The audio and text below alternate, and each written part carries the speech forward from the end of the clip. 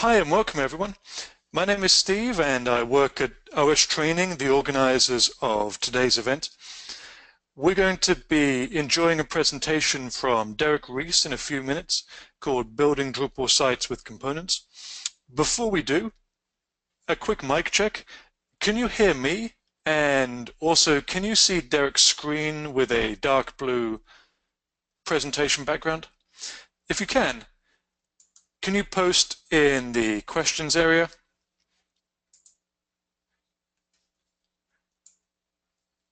Okay, wonderful, that sounds good. In that case, it's time for me to say welcome to Drupal 8 Day.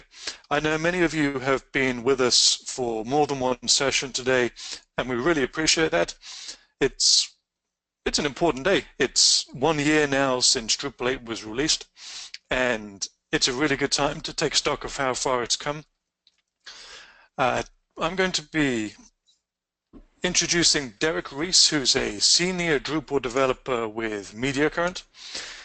He's been working with Drupal for about 10 years now. One of his colleagues earlier today gave a presentation about components that was focused on the theming aspect of things. In this particular session, Derek's going to be giving a higher level overview of exactly what components are and why you would use them for building a Drupal site. So welcome, Derek. I'm going to pass over to you, and thank you for joining us. Thank you so much, Steve. Again, thanks everyone for coming for our Drupal 8 Day series of presentations. I really appreciate your interest in this event. So again, as Steve said, my name is Derek Reese.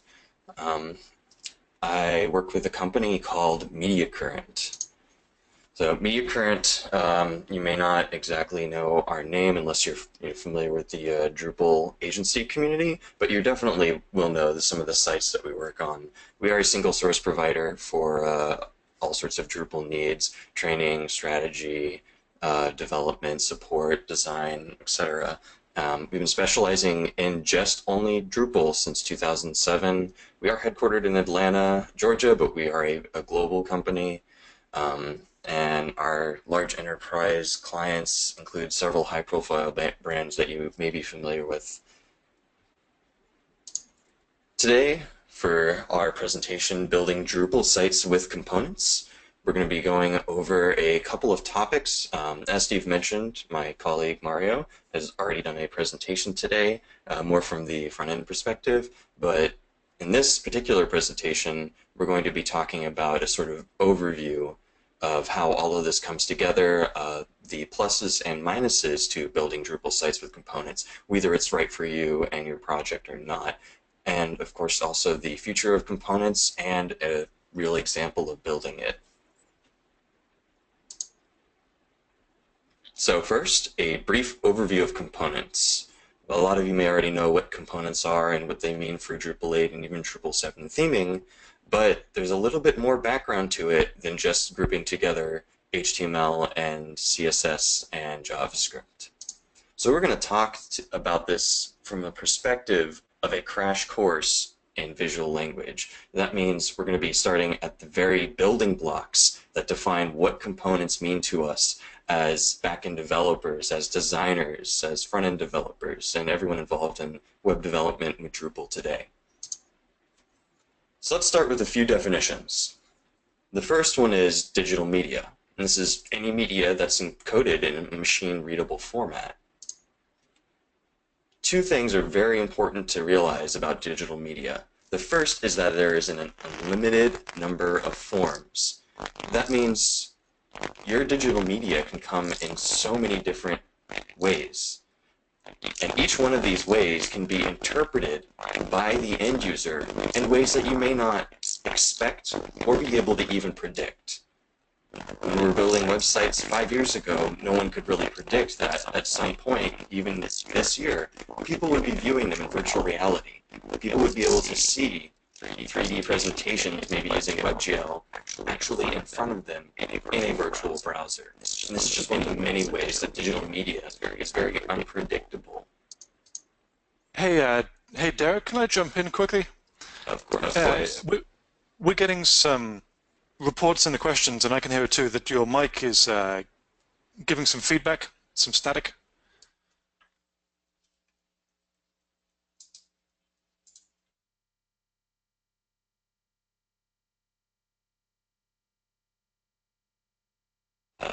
Is that sound better? No, I'm afraid not. It sounds a bit R2-D2 still.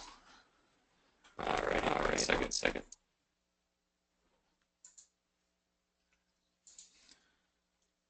Check 1, 2. Is that better? Yes, that is better. Let's see how that goes. All right, wonderful.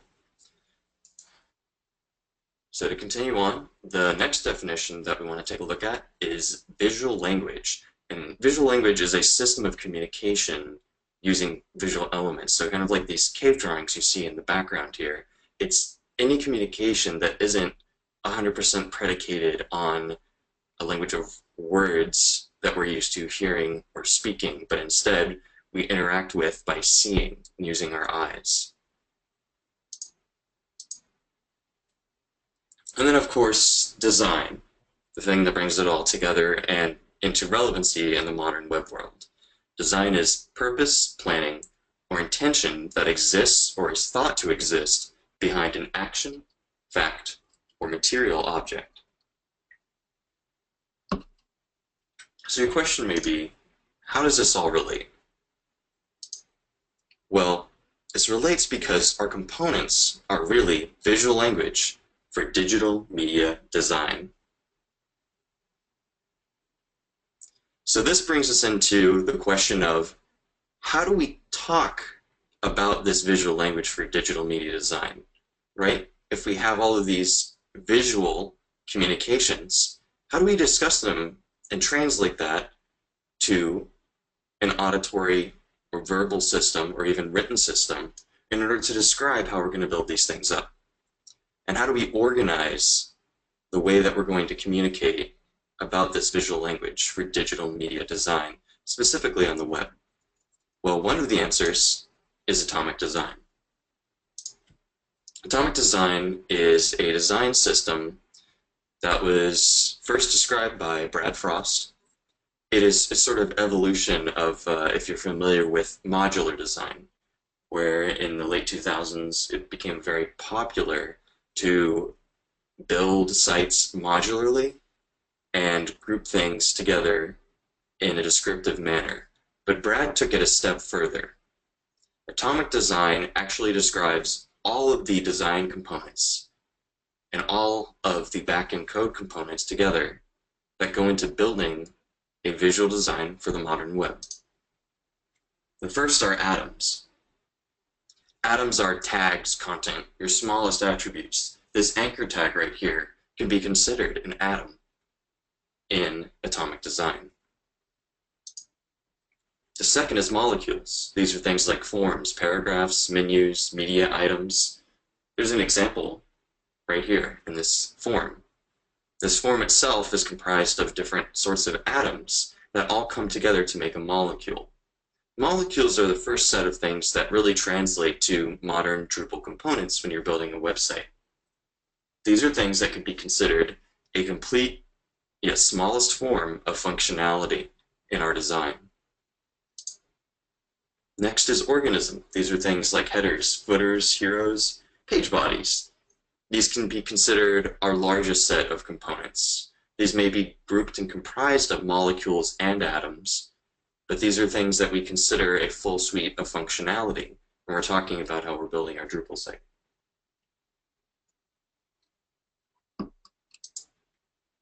Finally, we have templates. Templates are just layouts with context. So instead of just having a series of boxes in an organization, we actually know here's our header, here's our hero image, here's the body text of the design component that we're working with.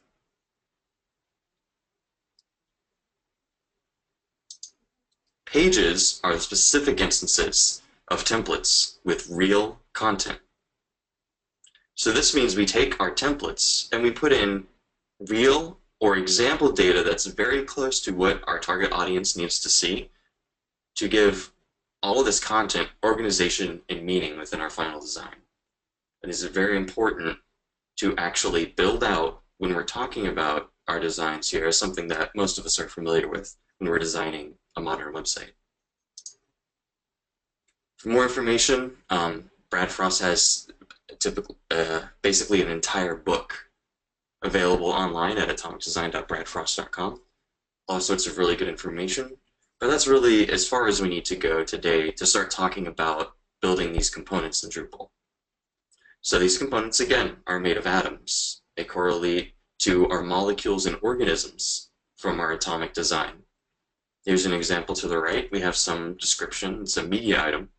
And this is something that you may have seen millions of times on every website throughout history.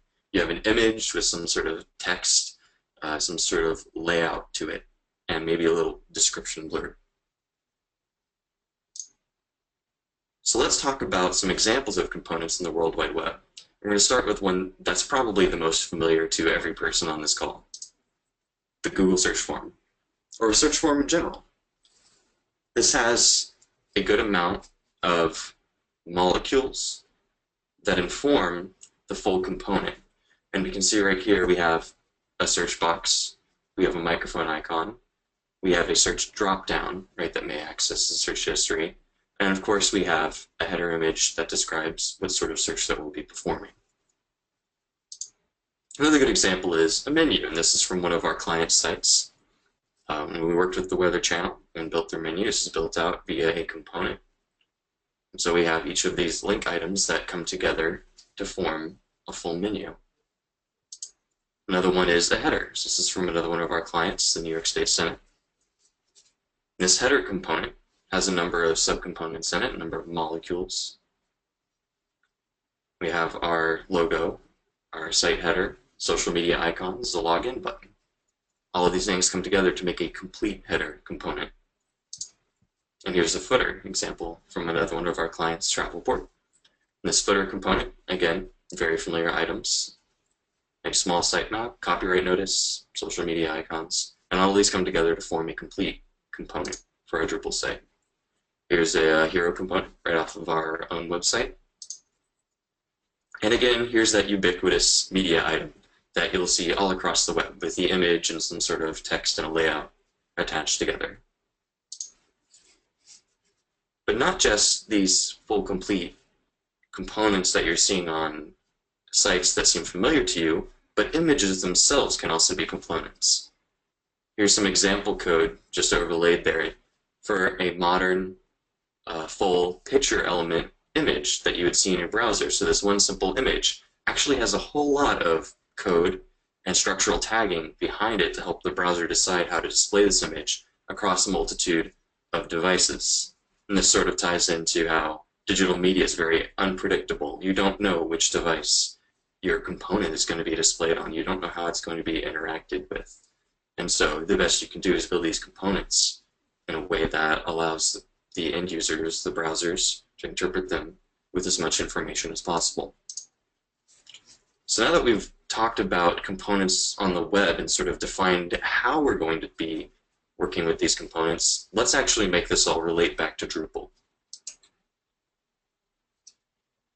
In Drupal, it has its own idea of what components look like. They look like fields, or blocks, paragraphs, menu blocks. These are all things that Drupal understands as components to building a website. Things like nodes and node view modes are also considered components to Drupal, where they group a series of fields and set display options for them. So now let's introduce the problem that components will be solving for us with Drupal. Our problem is designers and front-end developers want to design and build these visual components, not worry about the constraints that Drupal gives and what Drupal thinks components need to be on the web.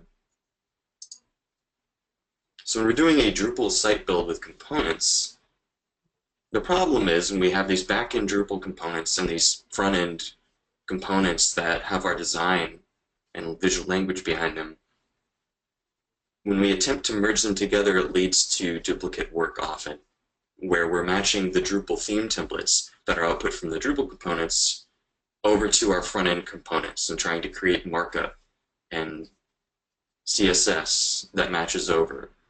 Or we're taking Drupal's output itself and spending time writing CSS to visually match these Drupal components over to our front-end and design components that have been built with Atomic Design. Here's a real-world example where we have our Drupal, our content model components on the left versus our design, or what we call semantic components, on the right. Our Drupal components are concerned with the backend. They have classes that describe what type of component they are to Drupal, and usually a good amount of divs that break them up. Versus our semantic component, that means it is exactly what it says it is. So when we have a div that says it's a quote, well, this is a quote component. And we have, if you're using BIM or SMAX, you're going to have your different subcomponents, your different blocks, elements, and modifiers in there that all make semantic sense on the front end with your design. So really, if we were to summarize our problem is translating our backend data, our backend content model, to our front-end design. How do we get our Drupal content directly into our HTML, CSS, and JavaScript atomic components that we're building for the front end?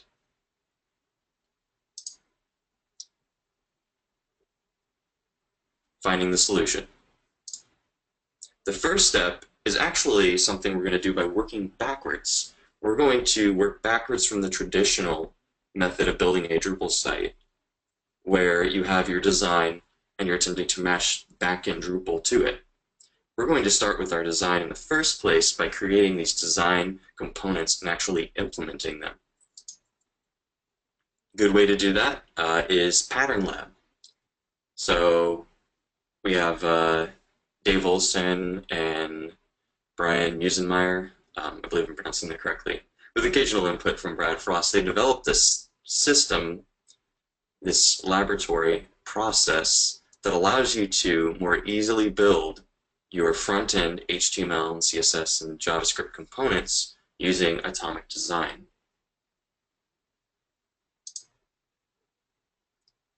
Another tool that helps us find our solution for how we're going to do this translation of backend data to front-end components is KSS. So Kyle Neath created this way of documenting components in SAS or CSS itself. This is documentation that allows you to describe the component itself that you're working on and organize the way your components are built for your website. And then we have the final part to the KSS question, which is, if we're documenting it, how do we see this in a way that's relevant to our designs? And that's KSS-Node. John Albin put this together. Also, a little shout out to CalStatic from Calamuna. These are tools that take your documentation for your designs and translate them to a presentable, usable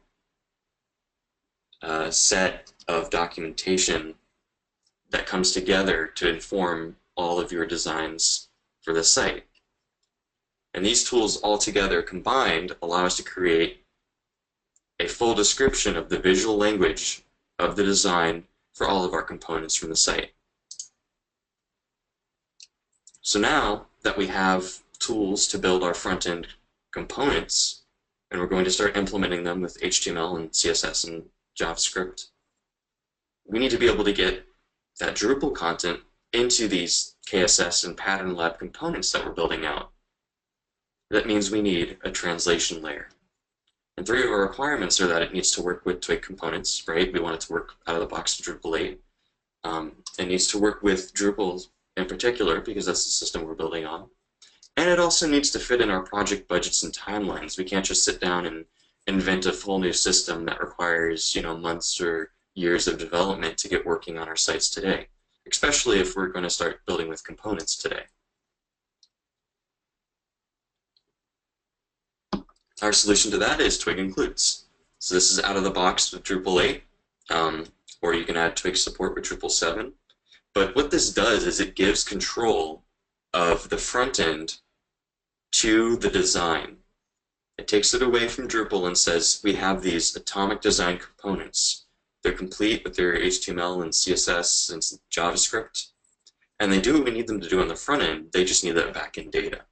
So with a Twig include, we have the ability to go ahead and pass this data easily from our Drupal backend over to our component front end.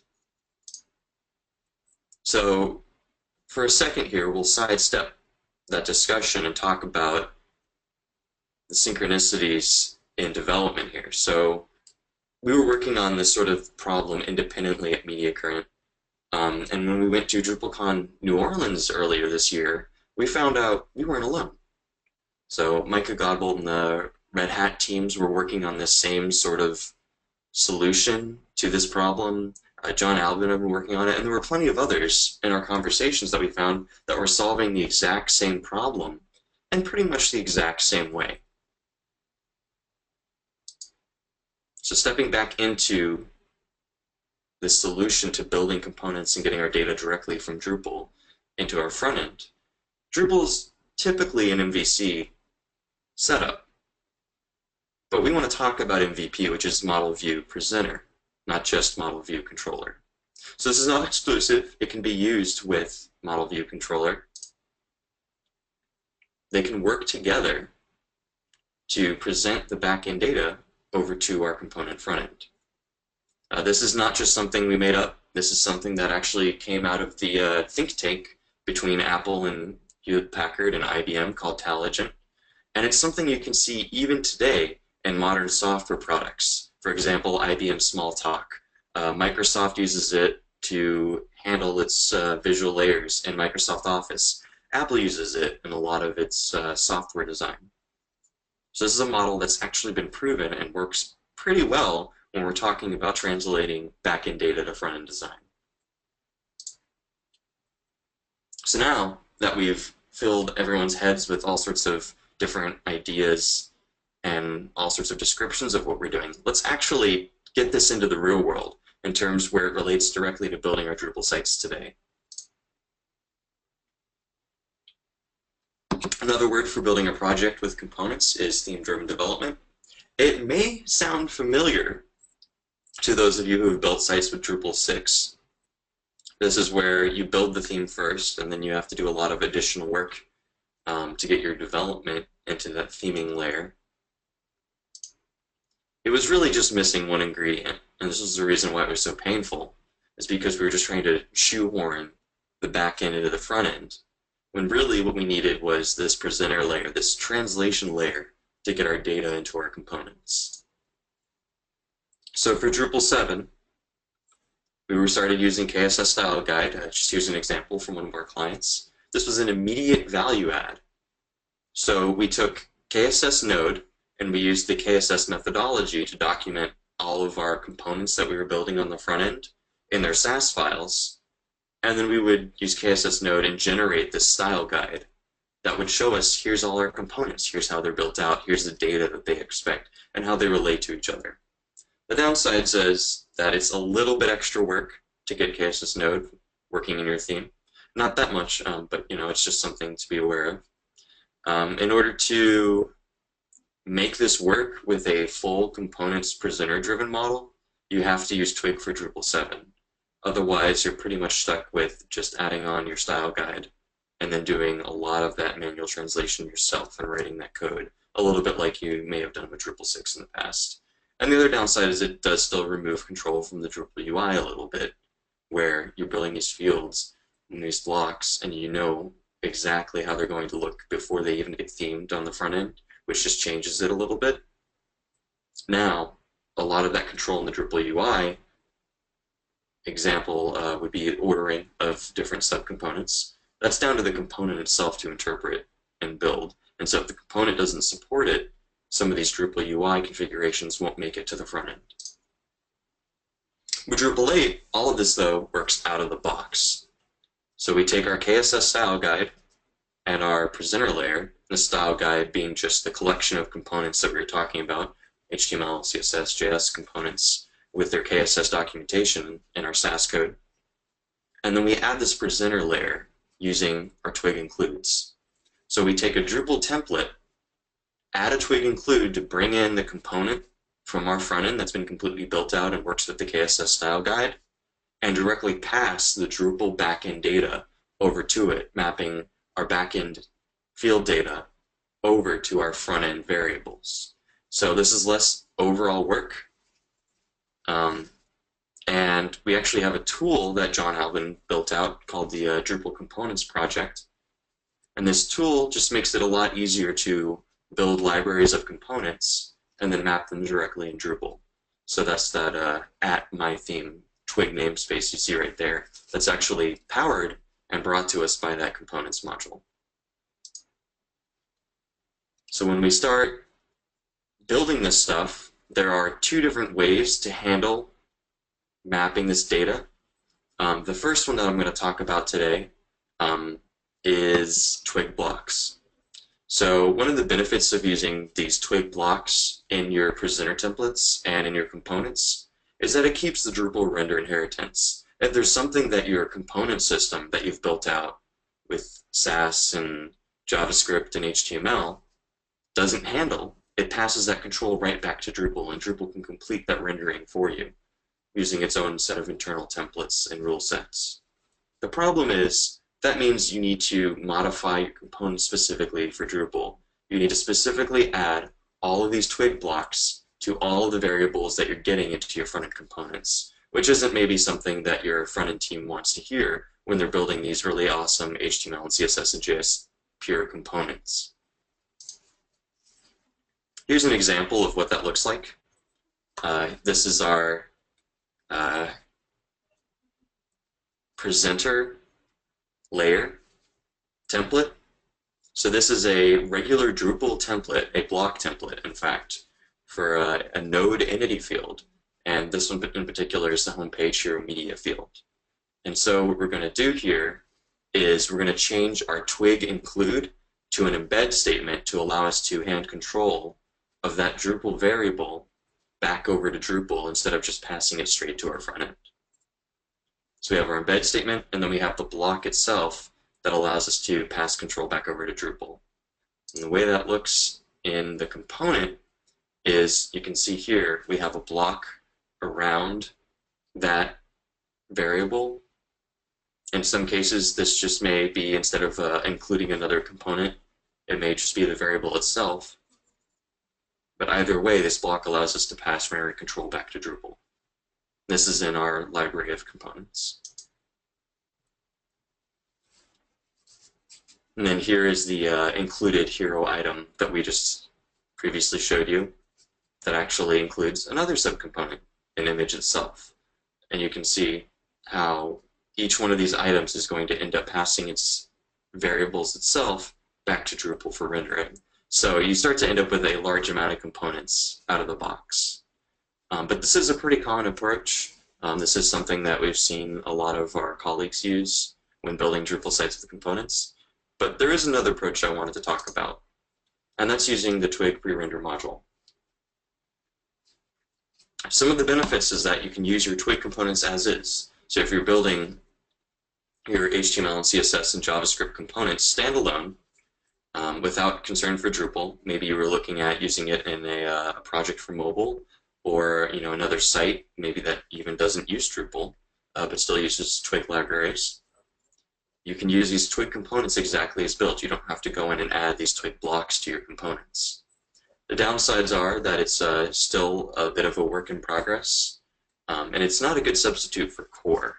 So while it supports most core rendering functionality and is able to extract pretty much all the variables from the theming layer in order to get them to your components, it's not completely using core libraries, so it requires work on it to keep it updated and in sync with core. But what this looks like is, instead of using Twig blocks, we just use a pre-render function, and that pre-render function takes in any sort of Drupal render array and returns all of the different variables, all of the presentation layer template variables that you would expect to see in Drupal, and we'll bring them all into your presenter layer template. where you don't have to pull anything else or any other set of functionality in. All the data is just there. And then you can map it over to your component. So for example, this is a block template in Drupal, and this presenter template uses the Twig include to pull in our fun fact component that's in our component library. And here's what our fun fact component looks like. It has an image subcomponent, but there are no blocks in it. It's just a clean Twig template built with HTML, and it'll have a SAS file with it that describes it and provides the styles for it. One caveat to this whole system is that there are definitely pros and cons to building sites with Drupal components. When to use a Drupal components build, right? That's the question you're asking. When should I use this? Well, if you have non-Drupal front-end developers, and these are developers who are very familiar with maybe building tools or components themselves for maybe like Angular apps or other JavaScript type frameworks, or maybe they're used to using Laravel, and you're bringing them in to help out with your Drupal site. This is a really great time to make use of their skill sets without requiring them to learn how the Drupal theming system works. They can just build these front-end HTML and CSS and JavaScript components and specify which data needs to be input into them, and that's it. They don't have to worry about Drupal. They don't have to worry about naming clashes or theming conventions. Everything just works. If you were building a massive enterprise site and there are a lot of very reusable components across the site, these items appear on many multiple templates, and they're configured in different ways with or without an image, different types of background styles, or layout configurations. It's a really good idea to use the Drupal components build. And then, as I mentioned before, when you're sharing components between applications, for example, mobile app, desktop, or web. So if you have a Node.js app that you're building at the same time as a site, and the user login form, and the search button, and the header, and it turns out all of these components are pretty much identical, or at least have mostly the same shared set of configuration and styling, then you'll probably want to build your Drupal site with components. You can also make use of these components directly in your other applications. When you don't want to use Drupal components, if you are a single developer or you were building a site where there's only one or two maintainers for it, it's probably a bad idea to add this level of complexity, especially for a smaller site.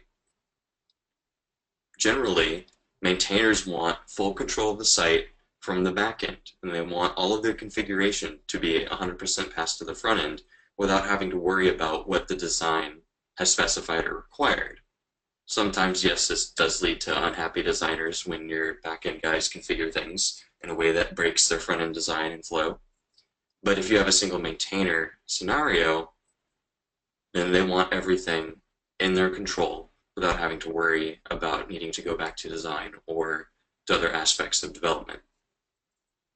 Also, if you're building a decoupled or REST build, right now all of your components are going to live in your front-end JavaScript framework that you're using. They're going to live in your Angular app or your React app. They don't really need to be built on the Drupal backend because Drupal won't be handling rendering. This is just for now, though. There's some really cool stuff in the works where we're building these components, pre-rendering them with Drupal, and then passing them over to like an Angular app on the front end. But that's, experimental stuff that's a little bit in the future. And also, when you have a small budget or low client investment build, if it's a very small site, it's probably not worth it to build up a massive visual language and design system for the client. It's extremely small budget, very small amount of developers. Adding this little bit of complexity to get massive gains on your front end and your build probably won't pay off in as big a way as you would think. Before we actually show you guys a full build of a component, I wanted to quickly touch on how you would make this component workflow work for you, maybe in your project management software. For us, we like to build it out with a component issue, a build issue, and a theme issue. And this is the entirety of that set of functionality. So the component issue is your Sass, your CSS, your HTML, your JavaScript, and a little bit of style guide work that creates the full component entry. So this is your entire search form. This is your entire header built out just on the front end without any regards to Drupal. And then it should compile into your style guide so you know exactly how it's going to function and what it's going to look like. Then we have a build issue. This is the back-end development. This is building stuff maybe in paragraphs or setting up your view modes so you group together the fields you need that will eventually map over to your front-end component. And then we have a theme or presenter ticket. And this is just all of the theme pre-processing and Twig that needs to be included to pass and map your back-end data over to your front-end component. When all this is done, we have our QA ticket, our finalize ticket. This is a review ticket that takes a look at everything and says, okay, all this data has been mapped over. Does this meet our client and build requirements, and is this ready for QA? Sometimes there can be multiple component tickets, multiple components, mapped to a single set of build functionality, or vice versa. It takes multiple sets of Drupal issue tickets to build the backend, but they all map together to one front-end component, one presenter issue. So it's more of a guideline for structure for how you're going to structure this workflow for building your components. So here's just an example component issue. Just kind of walks through the requirements for the HTML, CSS, JavaScript. It's going to have a link to a style guide, where you want to see it in there, and it's going to have all the design info in it for your front-end developers. Then you have your build issue. So this is your content types and view modes, your blocks, paragraphs, etc. And this is all of your Drupal build. And you have your theme issue. And this is the presenter mapping issue. This is the Twig template, your block template, your node template, etc. That's going to Twig include your component and pull it into the Drupal system. And then, of course, your finalize issue with your stakeholder approval, your QA, and sign off. So let's demo this.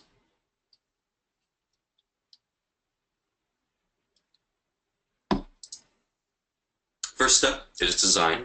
I'm going to try to walk through this a little bit fast, just so we have room for questions at the end.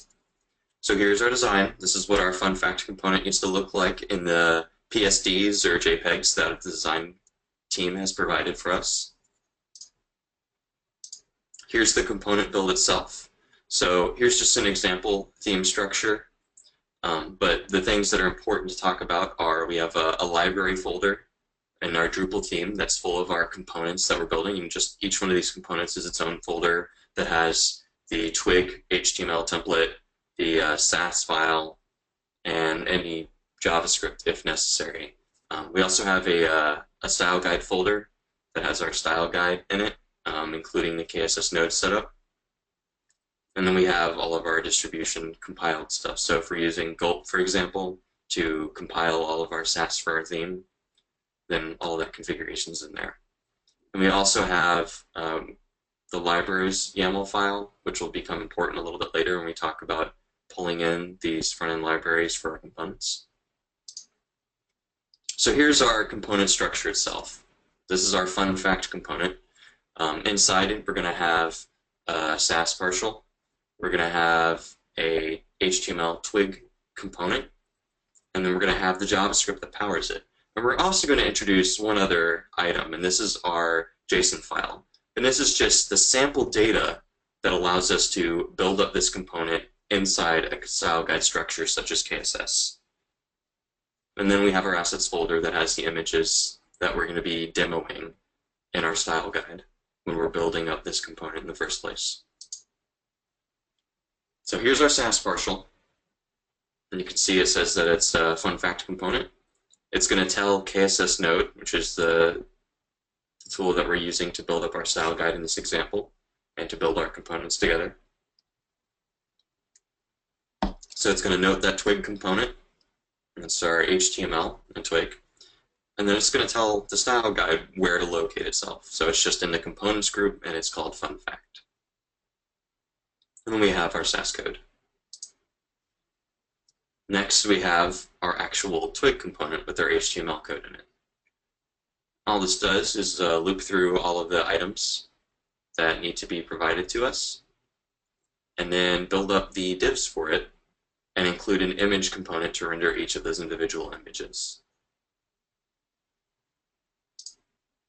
Then we have our JSON sample data, and this is just the sample images and text that we'll want to display on the style guide build of this component. And this is particular to KSS. If you're using something like calistatic, I think they might use like YAML or something a little bit different. So then we have our JavaScript, right? So this one is particular to Drupal. It has Drupal behaviors wrapped around it. But if you were to build a set of tools that allowed you to port your JavaScript individually between Drupal or like a mobile app, for example, you could keep all of that in the same folder. So but this is our Drupal particular JavaScript that we also know will work on our style guide. So here's what it looks like. Here's the component when you compile the style guide and you use gulp and you take a look at all of the CSS and final HTML that's generated into your style guide. So this is a complete component. There's really not much Drupal involved, just in the JavaScript, because you know that's where it's going to end up, is inside Drupal. But all of the HTML and CSS, that's all 100% independent component. And then we have our Drupal backend build. So here's our paragraph entity. We're going to use Drupal paragraphs to go ahead and build up this component. There's really only two things we need for it, right? We need the fact itself for our fun fact, and then we need the image that's going to be displayed.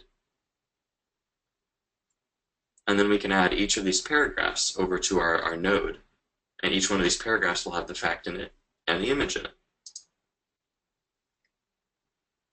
So now comes the presenter layer. We have to map our Drupal backend paragraph over to our front end. So first thing is, we need to tell the Drupal components module we have a Twig namespace. We have a Twig component library that we're going to be referencing. And that's about midway down in the code. And that allows us to use Twig namespaces to just reference that library of components that we built out for our front end. Next we have the libraries file itself. That's going to go ahead and include the scripts file for the fun facts. And then we have our presenter template. So all this does is right at the top, we use the Twig attach library functionality to attach that library with the JavaScript that we just defined. And then we're going to go ahead and loop through all of the Drupal field items in our content and pre-render it, and that gives us access to all of those variables inside the paragraph. So things like the paragraph field, title field, or the image field, we're able to access directly here in our presenter layer, and then map those values directly over to what our front-end component would expect. So here we set each of these fun facts as the value of the title field and then the image itself. And we're just using an image attribute function that's provided as a convenience with the Twig pre-render module that will pull all of those variables for the image itself into a regular set of arrays and strings. And here's our final result in Drupal. Without having to do any extra theming and styles from Drupal, our front-end component that we showed working in all of our style guide setup is pulled into Drupal. And when you add in your example content into Drupal, just go ahead and I went and added the images and text into the Drupal paragraph, saved it, and we have our front-end result directly included inside Drupal. So really briefly, I'm going to talk about the future of components and then open up the floor for questions. So we are still building stuff in Drupal contrib, especially in the component module itself. We are also doing work with decoupled blocks. So this is where you have a Drupal block that pulls in an external JavaScript framework and renders it. That's the same technology that powers weather.com and weatherunderground.com. We also are continuing to work and improve upon the Twig pre-render system until we're able to get some of this good stuff in core for everyone to use. And of course, we are working with the Web Components API contrib. And this kind of something we'll touch on later, but this is working on adding support for components not just in Drupal, but across the entire web. So in development, also this is something I touched on briefly, where you build all of your components, not just for Drupal, but you also maybe include them in your mobile app, maybe with like Ionic and Angular 2, and have them parse the Twig. And same thing with your desktop app, using twig.js and then bringing that into your node.js app, where you're using these same components on your Drupal site as well as your local application that you're building. And Drupal core. So we were targeting 9.0, but we're actually looking at doing maybe like an 8.4 or something. Nobody quote me on that. Experimental release, and we're thinking about building this new theme system based around components, where we have a presenter layer. Maybe talk about things like GraphQL presenters, where we have YAML files that specify our theme hooks for each of these components. So you could drop one of those in a component directory and expose it to Drupal without any extra code.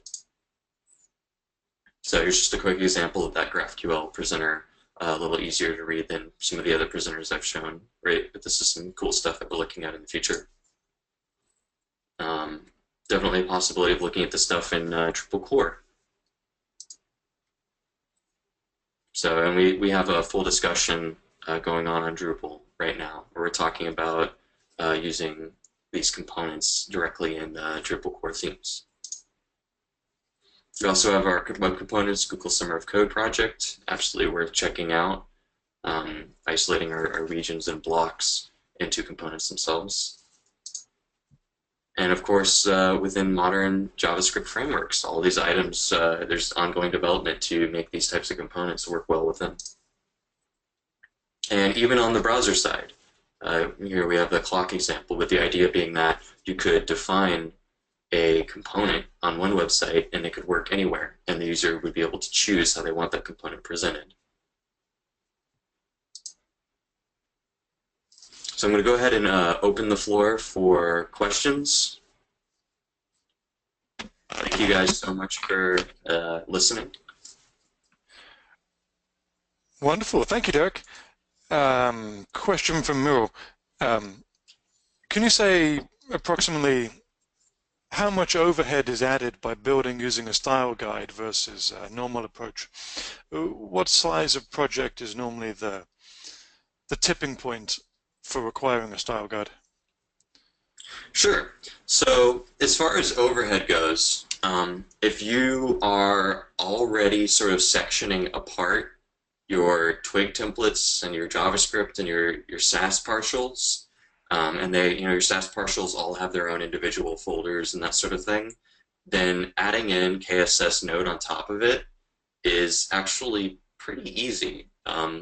So there are already example Drupal themes that use KSS-Node style guides to allow you to easily build up your components on the front end. I think John Albin's Zen theme actually is one that you can download off of Drupal.org.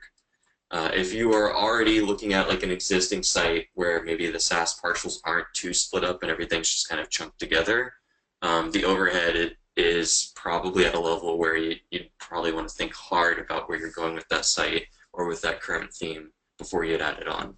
As far as the size of the project, I would say when you start looking at like medium to large business sites where there's a lot of reusable stuff, and maybe they still only have 5 or 6 templates, right? But each one of these templates has all sorts of included functionality and references and that sort of stuff. And there's going to be maybe, 5 to 10 maintainers active at any given time.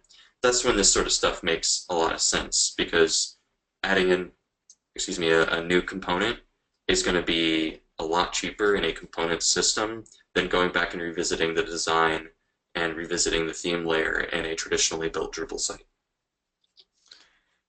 Okay, question from Maria. Where does testing happen in your workflow? Is it after building the design or semantic components, and also after wiring it up inside Drupal? Yes and yes. So for our testing system, one of the great things about building with a style guide is that your front-end components are pretty much good to go at that point and ready for testing. So this is where you can start doing your browser testing and interactivity testing and that sort of stuff right when you already have the style guide built up. We also do testing after everything's been mapped over in Drupal. So when we talked about our components workflow, those finalized issues, those are the issues where we bring in QA and say, okay, the whole process from entering content to adding all of this stuff in on the front end to actually, testing with anonymous and particular user accounts to make sure everything's good to go. That's the ticket that handles most of the QA. Great. Do we have any more questions before we finish?